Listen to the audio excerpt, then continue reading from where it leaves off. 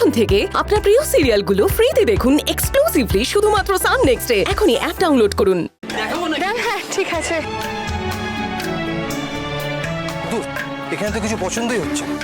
সত্যি শুধু গাদা গাদা দাম, ওরকম কোনো জিনিসই তো নেই ঠিকঠাক। হ্যাঁ, আরে মানে 400-450 টাকার নিচে তো কোনো কথাই নেই।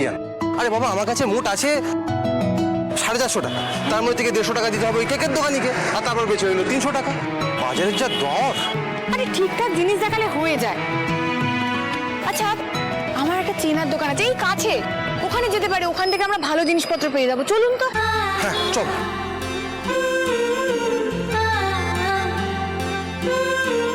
দিদি, কেমন আছো তুমি?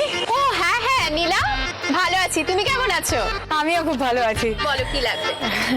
বলছি একটা বিপদে পড়েই তোমার কাছে এলাম। আসলে উনি হচ্ছেন আমার বন্ধু। হ্যাঁ, জোনার বাবা মায়ের বিবাহ বার্ষিকী আর কি। আমরা উপহার কিনতে এসেছি, কিন্তু আমাদের কাছে না খুব একটা টাকা নেই। তাই বলছিলাম আপনারা যদি আজকে উপহারটা নিয়ে যায়, আর উনি যদি এসে আপনাকে রোজ 50 টাকা করে দিয়ে যায়, তাহলে হবে?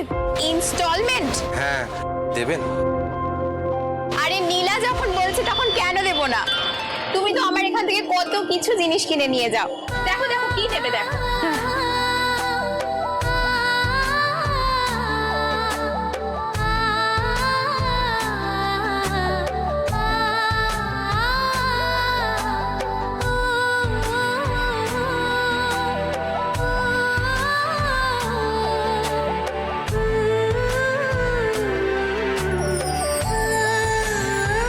দিদি, আরেকটা যদি এক্সট্রা ব্যাগ হতো তাহলে খুব ভালো হতো। ঠিক আছে, নিশ্চয়ই দেবো।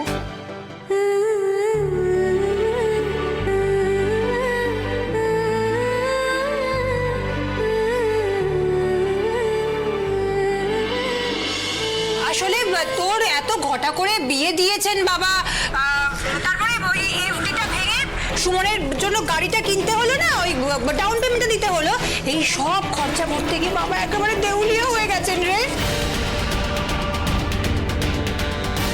দেখ, বাড়ির মেয়েকে বিয়ে তো দিতেই হবে। সব টাকা আমার পেছনে খরচ হয়েছে এই কথাটা হয়তো ঠিক নয়। আর তাছাড়া দিনের পর দিন বাবা সংসার চালিয়েছে, সেখানেও তো খরচা হয়েছে। বাড়িতে মূলোটা কলাটা যাই এসেছে সবটা আমি খেয়েছি, নাকি তোরা খাসনি? আমার পক্ষে এখন টাকা দেওয়া সম্ভব না। হ্যালো, দিলে তো মুখে ঝমাটা ঘষে। পুরো ঝাড় থেকে বাঁশ কেটে এনে বিপদ বাড়ানো হলো। এই তুই বুঝতে পারছিস তোর বউ কত বড় সর্বনাশটা করলো? বিদু কি